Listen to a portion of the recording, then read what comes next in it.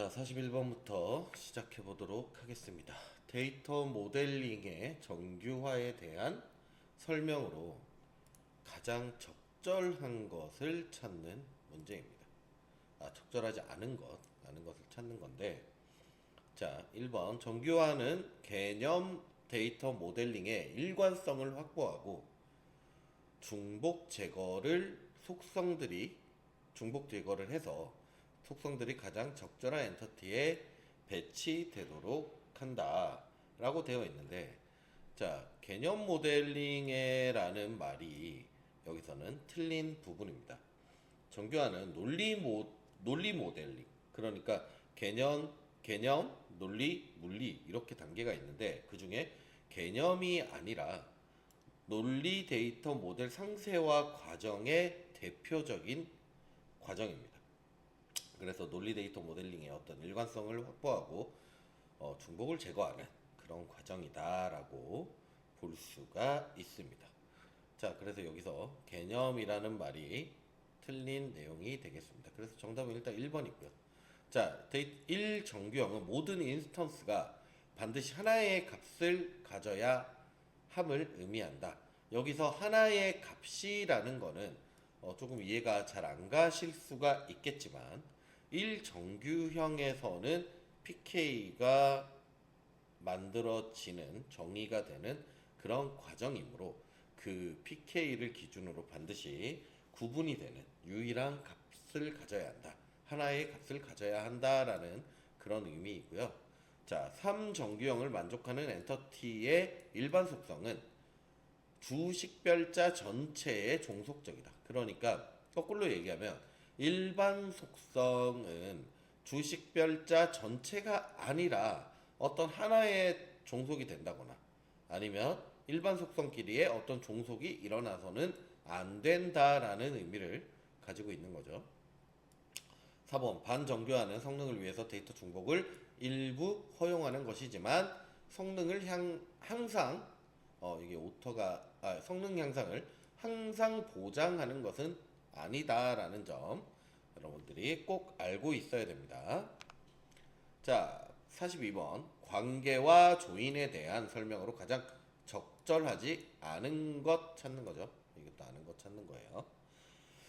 자, 조인이란 식별자를 상속하고 상속된 속성을 매핑 키로 활용을 해서 데이터를 결합하는 것을 의미한다. 그러니까 조인이라는 거는 이렇게 테이블 2개가 있을 때, 또는 3개, 4개가 있을 때 어떤 한 식별자를 가지고 와서 이거를 식별자로 상속을 하든 아니면 일반 비식별자로 상속을 하든 이렇게 상속을 해가지고 얘랑 얘의 어떤 관계를 가지고 그것을 매핑 키로 가지고 데이터를 결합하는 거예요. 자, 이것을 여러분들이 이 말 자체가 이해가 안 가시면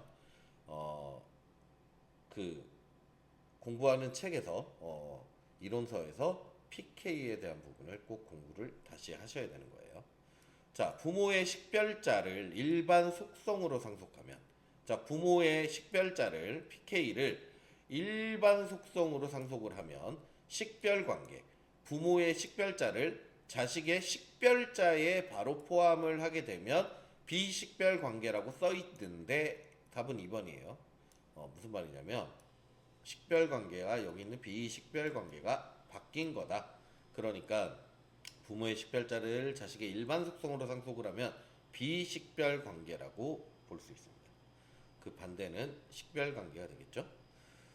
자, 관계를 맺는다는 것은 식별자를 상속시키고 해당 식별자를 매핑 키로 사용해서 데이터를 결합해 보겠다라는 의미가 됩니다. 1번이랑 3번은 거의 같은 얘기예요. 자, select B. 고객명 from 주문 A 고객 B. 이거는 주문이란 테이블은 A라는 알리아스, 고객이란 테이블은 B라는 알리아스로 쓰겠다라는 의미인 거고, 여기 있는 B. 고객명이라는 건 고객의 테이블에 있는, 엔터티에 있는 고객명이라는 컬럼을 얘기하는 거예요. 그래서 여기서 보면 웨어절에 A. 고객 번호는 B. 고객 번호 이렇게 돼 있죠. 그래서 쿼리에서 조인키는 고객 번호다.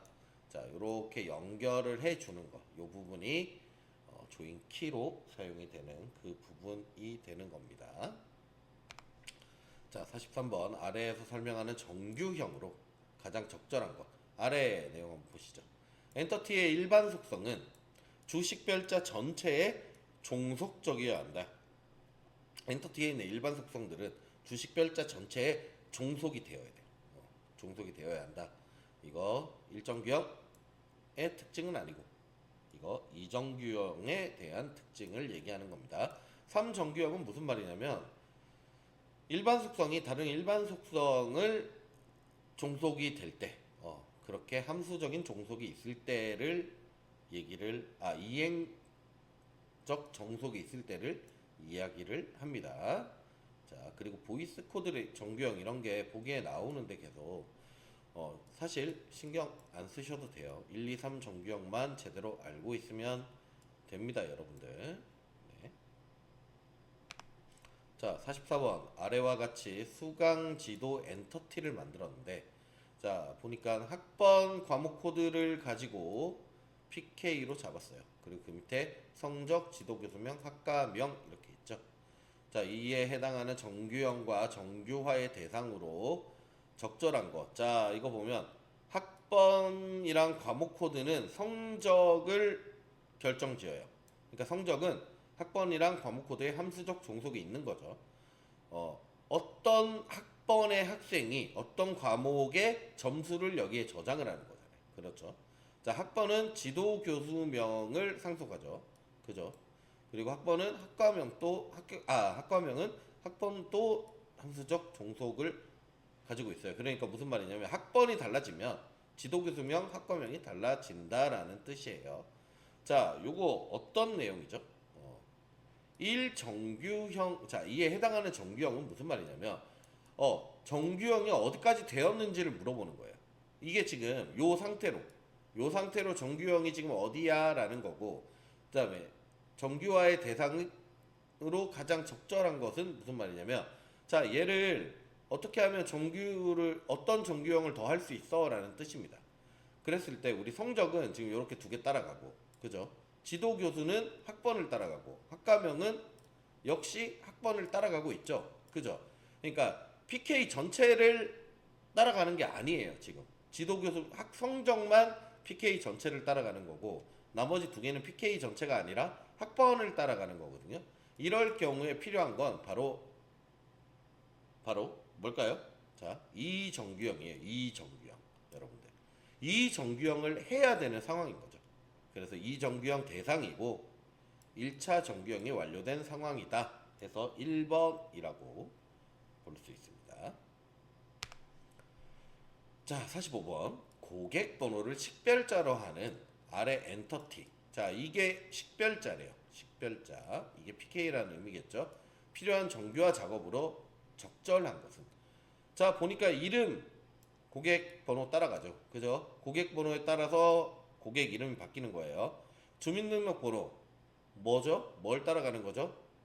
얘도 고객 번호 따라갈 수 있죠. 그 다음에 취미 코드는 얘도 고객 번호에 따라서 취미 코드가 달라요. 그죠? 자, 취미명은 뭘 따라가는 걸까요? 얘도 고객 번호에 따라 다른 거 아닌가요? 라고 할 수 있지만 그것보다 더 앞서서 이 코드에 따라서 취미명이 달라지는 거잖아요. 10번은 노래, 11번은 댄스. 그죠? 11번 댄스니까 밑에 11번 또 있으니까 여기 보면 댄스 또 나오죠. 그러니까 얘한테 함수적 종속이 일어나고 있는 그런 과정입니다. 네. 그런데 이것보다 더 먼저 잘못된 건 또 뭘까요? 우리가 이 컬럼 속성 하나에는 한 가지 값만 있어야 돼요. 그러니까 여기에는 10만 있어야 되고요. 11을 넣으려면 하나의 로우가 더 들어와야 돼. 이렇게 로우가 또 들어와야 돼. 그래야 11을 넣을 수 있는 거고. 얘도 마찬가지겠죠. 얘는 뭐 어차피 얘를 따라가는 거니까. 얘를 따라가고 있잖아요, 지금. 그래서 우리는 이렇게 하나씩 쪼개서 데이터를 넣어줘야 하는 1차 정규화를 해야 한다라고 고르셔야 정답이 되겠습니다. 왜냐면 지금 이게 어떻게 보면 3차 정규화도 필요해 보이지만 3차 정규화를 필요해 보이도록 하는 건 어떻게 보면 함정이다. 여러분들이 지금 속으면 안 된다. 그래서 1차 정규화 대상이다. 1차 정규화가 3차 정규화보다 더 앞선 정규화이기 때문에 1차 정규화를 찍어 주셔야 됩니다, 여러분들. 자, 널에 대한 이야기예요. 여러분들, 널은 어떻게 보면 이해만 하면 정말 쉬운 거예요. 정말 쉬운 건데 SQLD에서 꽤나 여러 문제에 복합적으로 나오는 개념 중에 하나다. 정확하게 알고 계셔야 돼요. 널에 대한 설명으로 가장 적절하지 않은 것을 고르는 거예요. 모르는 값을 의미한다. 그죠? 알 수 없어요. 알 수 없는 값을 의미하고 값의 부재를 의미를 합니다. 그리고 공백 문자 또는 숫자 0을 의미한다고 했는데 앞에 얘기랑 대치되는 거죠.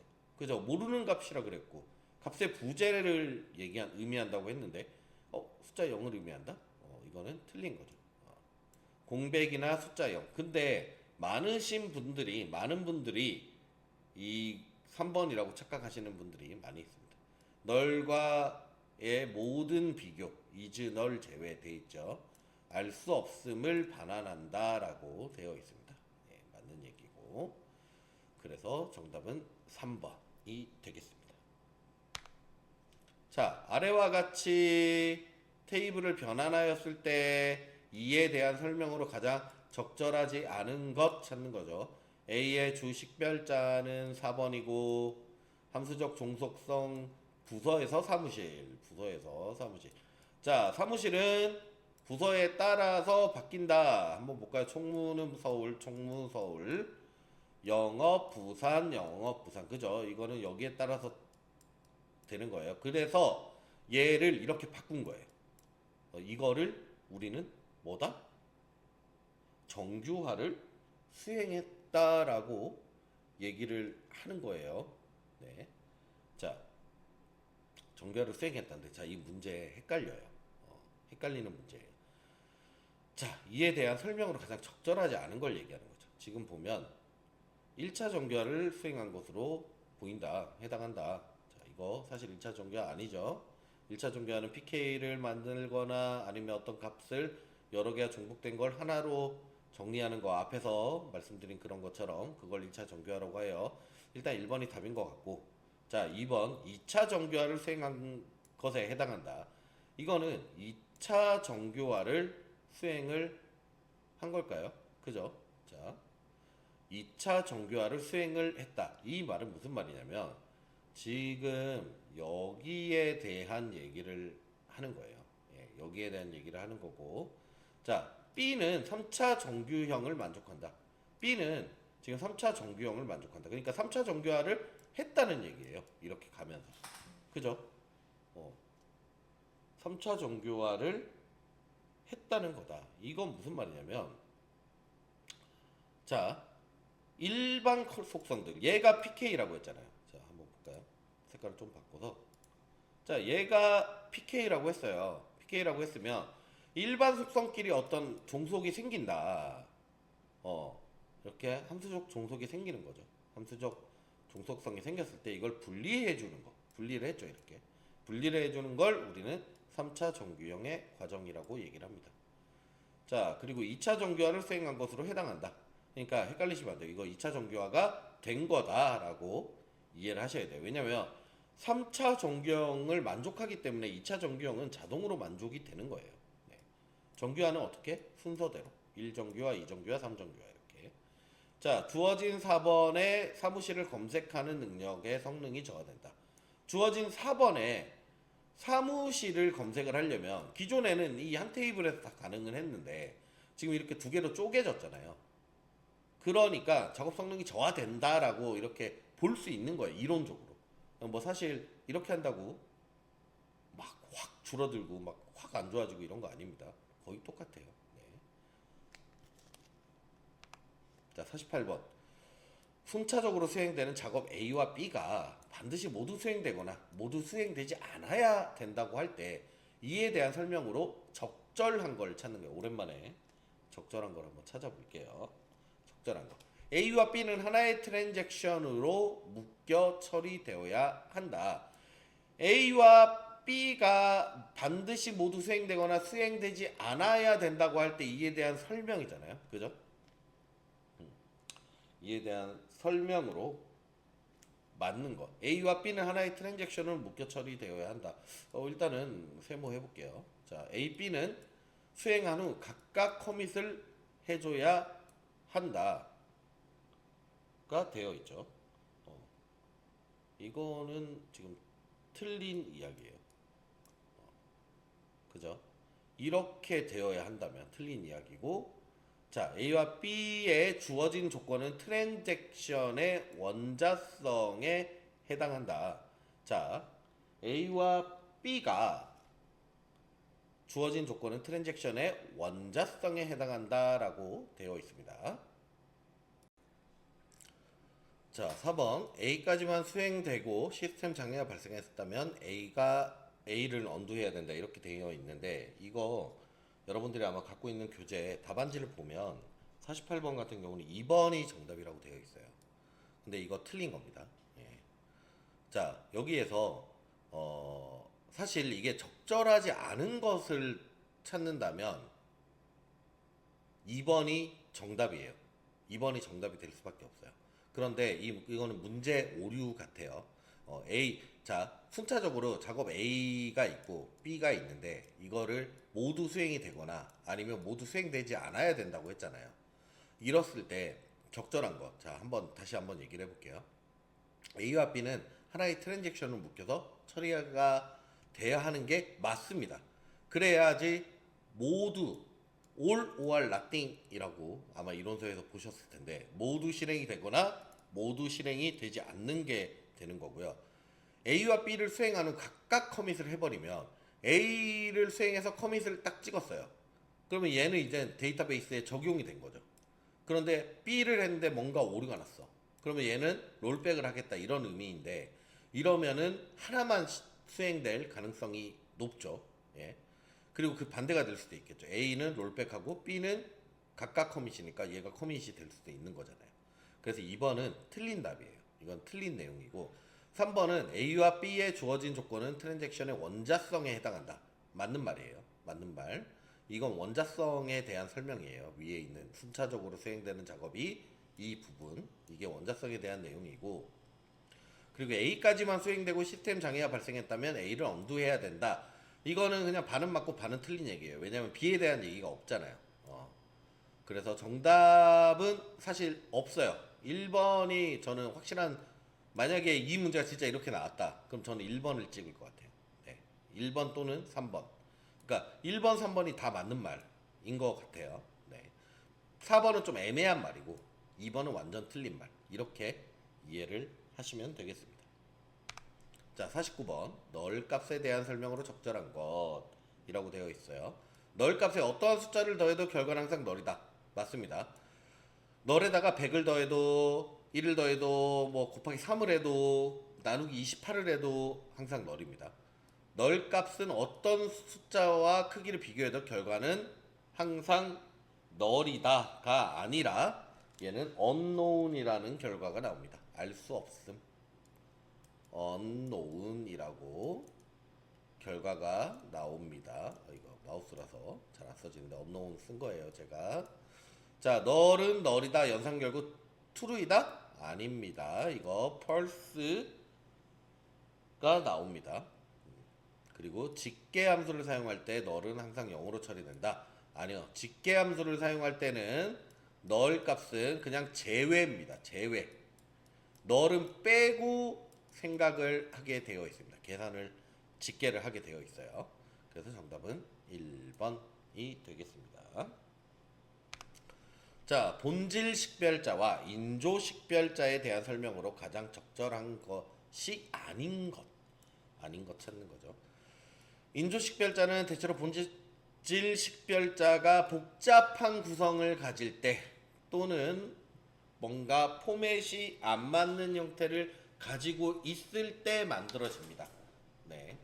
본질 식별자가 그러할 때 인조 식별자로 만드는 거고, 인조 식별자를 사용하면 데이터 중복을 막기 어려워지는 게 아니라 인조 식별자를 만들게 되면 데이터 중복을 막기 더 쉬워집니다. 인조식별자를 사용하면 본질 식별자를 사용할 때와 비교하여 추가적인 인덱스가 필요해진다. 그죠? 본질 식별자와 인조 식별자에 모두 다 인덱스를 추가해야 되는 상황이 생기게 됩니다.